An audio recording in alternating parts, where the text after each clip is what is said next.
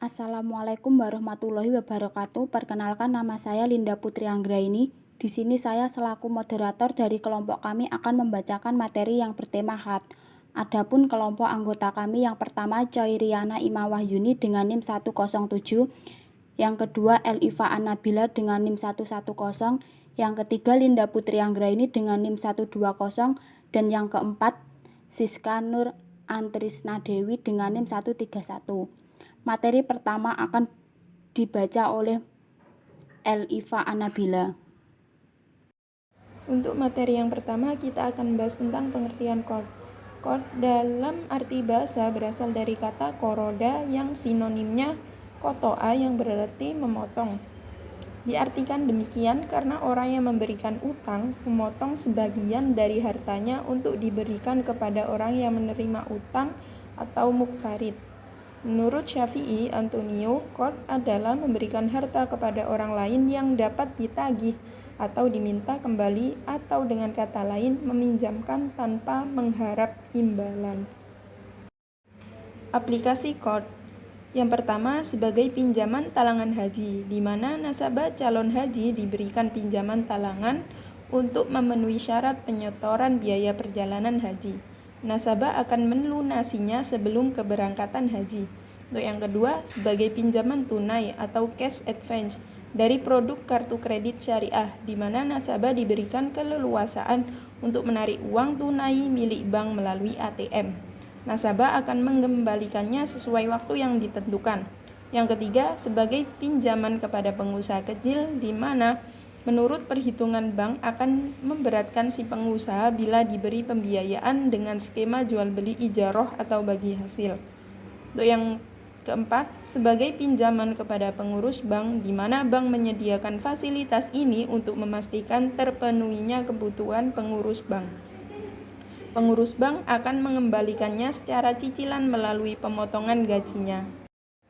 Landasan hukum qard terdapat dalam Al-Quran dan juga hadis. Dalam Al-Quran, firman Allah Subhanahu wa Ta'ala yaitu terdapat dalam surah Al-Baqarah ayat 245 yang berbunyi, A'udzubillahi minasyaitonirrajim. Bismillahirrahmanirrahim. Man dzalladzi yuqridullaha qardan hasanan fayudha'ifahu lahu ad'afan katsirah. Wallahu yaqbidu wa yabsut wa ilaihi turja'un. Yang artinya, barang siapa meminjami di jalan Allah dengan pinjaman yang baik, maka Allah melipat gandakan ganti kepadanya dengan banyak. Allah menahan dan melapangkan rezeki, dan kepadanya kamu dikembalikan.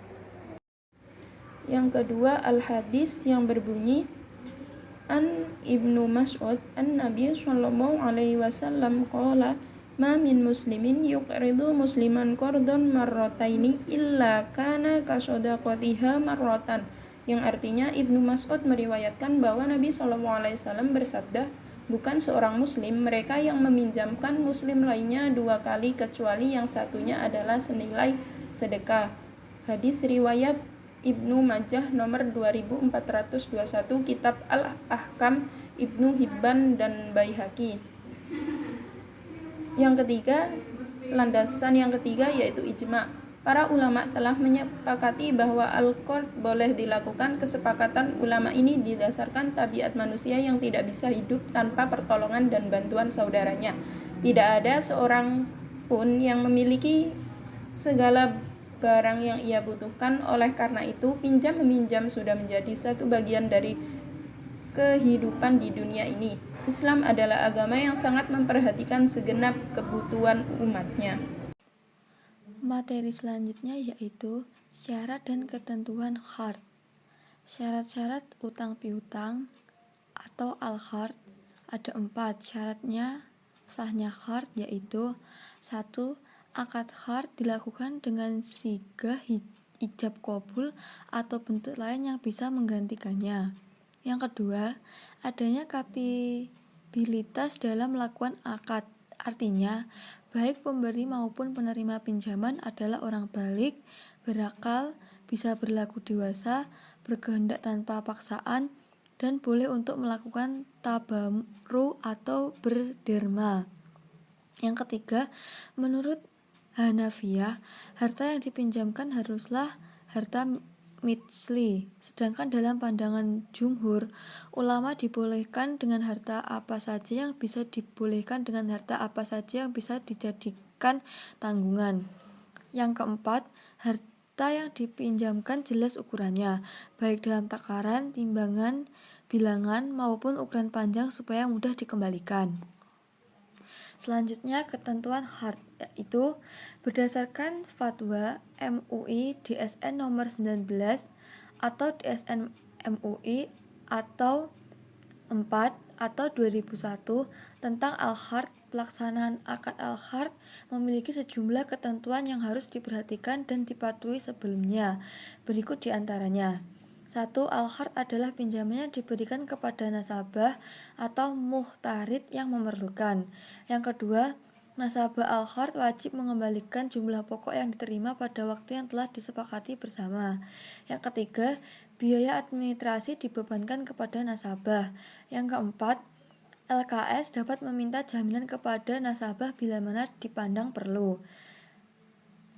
Selanjutnya, nasabah al-hard dapat memberikan tambahan atau sumbangan dengan sukarela kepada LKS selama tidak diperjanjikan dalam akad.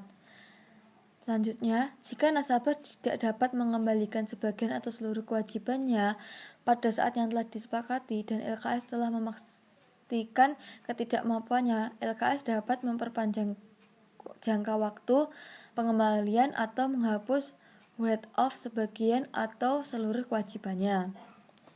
Selanjutnya, implementasi hard pada lembaga keuangan syariah. Karena bunga dilarang dalam Islam, maka dalam melaksanakannya, akad hard dan turunannya Hardul Hasan ini sebagai alternatif yang merupakan satu-satunya akad berbentuk pinjaman yang diterapkan pada perbankan syariah tanpa menerapkan bunga di dalamnya. Pinjaman dengan akad seperti ini dilakukan oleh bank syariah dalam transaksi dengan tujuan yang bersifat tolong-menolong. Hal inilah yang menjadi ciri pembeda antara bank syariah dengan bank konvensional. Selanjutnya, akad hard banyak diterapkan pada perbankan syariah dengan tujuan untuk mewujudkan misi sosial dalam produk-produk yang disalurkannya kepada masyarakat. Akad ini dalam fikih klasik dikategorikan dalam akad ta'awunlah, yaitu akad yang berdasarkan prinsip tolong-menolong. Salah satu implementasi tujuan tersebut dalam bentuk baitul mal, yaitu menerima dana yang berasal dari zakat, sedekah, infak, maupun dana sosial lainnya yang nantinya disalurkan kepada masyarakat. Pertama, akad hard biasanya diaplikasikan di perbankan syariah dalam bentuk penyaluran dan zakat yang bersifat produktif. Hal ini dilakukan dalam bentuk kerjasama antara bank syariah dengan Basnas yang berperan sebagai lembaga penghimpunan dana. Yang kedua, pembiayaan pengurusan haji. Berdasarkan fatwa DSN nomor 29 atau DSN MUI atau 4 atau 2002, di mana bank dapat membantu nasabah dengan menalangi biaya penyelenggarakan ibadah haji atau BPIH menggunakan akad hard. Materi selanjutnya akan dilanjutkan oleh Linda Putri.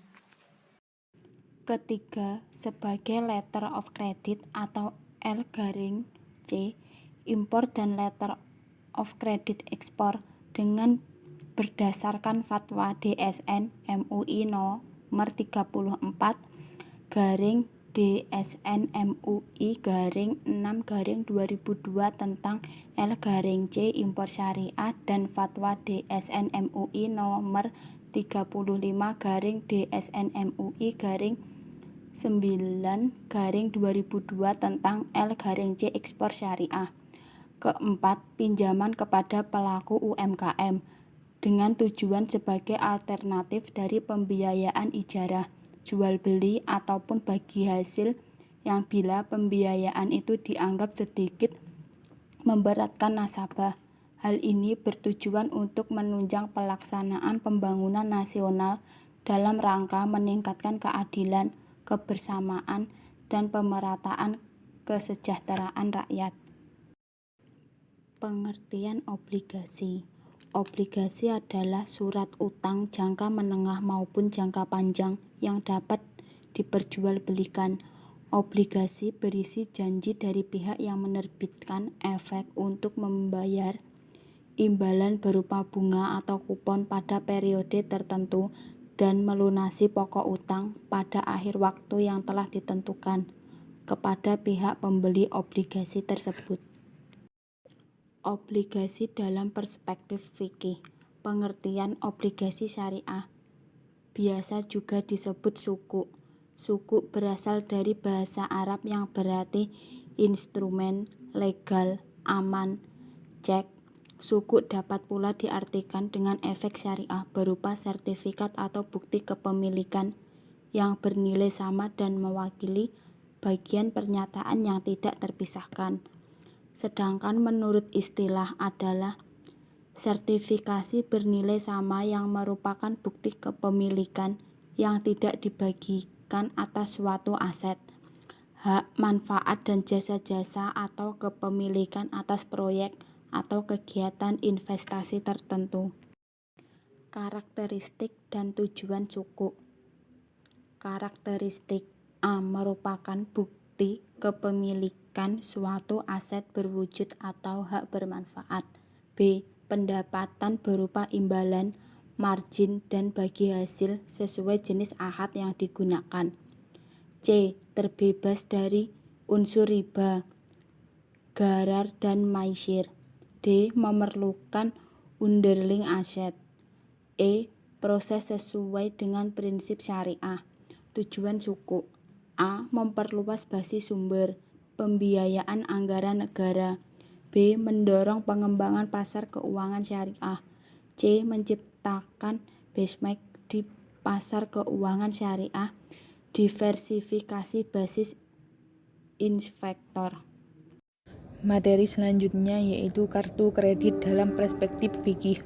Kredit secara hukum fikih dikembalikan kepada istilah para ulama fikih dunia dengan bitaqatul i'timani, yang bila diterjemahkan secara bahasa dari kata bitaqatu yang digunakan untuk potongan kertas kecil atau dari bahan lain. Di atasnya ditulis penjelasan yang berkaitan dengan potongan kertas itu. Sementara kata i'timani secara bahasa Arab artinya adalah kondisi aman dan saling percaya. Dalam kebiasaan dunia usaha artinya semacam pinjaman yang berasal dari kepercayaan terhadap peminjam dan sikap amanahnya serta kejujurannya. Oleh sebab itu, ia memberikan dana itu dalam bentuk pinjaman untuk dibayar secara tertunda. Sedangkan kartu kredit dikenal sebagai kartu yang dikeluarkan oleh pihak bank dan jenisnya yang dapat digunakan oleh pembawanya untuk membeli segala keperluan dan barang-barang serta pelayanan tertentu secara hutang. Sehingga kartu kredit merupakan alat pembayaran pengganti uang tunai yang dapat digunakan oleh konsumen untuk ditukarkan dengan barang dan jasa yang diinginkannya di tempat-tempat yang dapat menerima pembayaran dengan menggunakan kartu kredit. Materi selanjutnya yaitu macam-macam kartu kredit. Adapun jenis-jenis kartu kredit dapat digolongkan berdasarkan fungsinya, yaitu yang pertama credit card. Kartu kredit atau credit card adalah jenis kartu yang dapat digunakan sebagai alat pembayaran transaksi jual beli barang atau jasa di mana pelunasan atau pembayarannya dapat dilakukan dengan sekaligus atau dengan cara mencicil sejumlah minimum tertentu. Jumlah cicilan tersebut dihitung dari nilai saldo tagihan ditambah bunga bulanan. Tagihan pada bulan yang lalu termasuk bunga atau retail interest merupakan pokok pinjaman pada bulan berikutnya. Yang kedua yaitu charge card. Charge card adalah kartu yang dapat digunakan sebagai alat pembayaran suatu transaksi jual beli barang atau jasa di mana nasabah harus membayar kembali seluruh tagihan secara penuh pada akhir bulan atau bulan berikutnya dengan atau tanpa biaya tambahan. Yang ketiga yaitu debit card. Kartu debit ini pada prinsipnya merupakan transaksi tunai dengan tidak menggunakan uang tunai, akan tetapi pelunasannya atau pembayarannya dilakukan dengan cara mendebit atau mengurangi secara langsung saldo rekening simpanan pemegang kartu yang bersangkutan dan dalam waktu yang sama mengkredit rekening penjual sebesar jumlah nilai transaksi pada bank penerbit atau pengelola. Materi selanjutnya yaitu hukum kartu kredit. Kartu kredit ini memiliki beberapa alasan untuk dilarang, di antaranya yang pertama yaitu persyaratan berbau riba. Transaksi untuk mengeluarkan kartu-kartu tersebut pada umumnya mengandung beberapa komitmen berbau riba yang intinya mengharuskan pemegang kartu untuk membayar bunga-bunga riba atau denda-denda finansial bila terlambat menutupi hutangnya. Kedua, persentase yang dipotong oleh pihak yang mengeluarkan kartu dari bayaran untuk berdagang. Sudah dimaklumi, pihak yang mengeluarkan kartu tidak membayar jumlah bayaran yang ditetapkan dalam rekening pembayaran. Namun, pihak yang mengeluarkan kartu akan memotong persentase yang disepakati bersama dalam transaksi yang tegas antara pihaknya dengan pihak pedagang. Sebagian ahli fikih memandangnya sebagai biaya administrasi, upah dari pengambilan pembayaran dari nasabah, sementara mengambil upah dari usaha pengambilan hutang atau menyampaikan barang yang dihutangkan adalah boleh-boleh saja. Yang ketiga yaitu denda keterlambatan dan bunga riba. Pihak yang mengeluarkan kartu ini menetapkan beberapa bentuk denda finansial karena keterlambatan penutupan hutang, karena penundaan atau karena tersendatnya pembayaran dana yang ditarik melalui kartu. Denda semacam itu termasuk riba yang jelas tidak pantas diperdebatkan lagi. Dengan demikian, jelaslah kartu kredit terlarang dalam Islam karena bersandar kepada bunga ribawi setelah berlalu masa tenggang pembayaran tanpa pelunasan jumlah yang harus dilunasi. Sekian presentasi dari kelompok kami. Apabila ada kurang lebihnya, kami mohon maaf. Wassalamualaikum warahmatullahi wabarakatuh.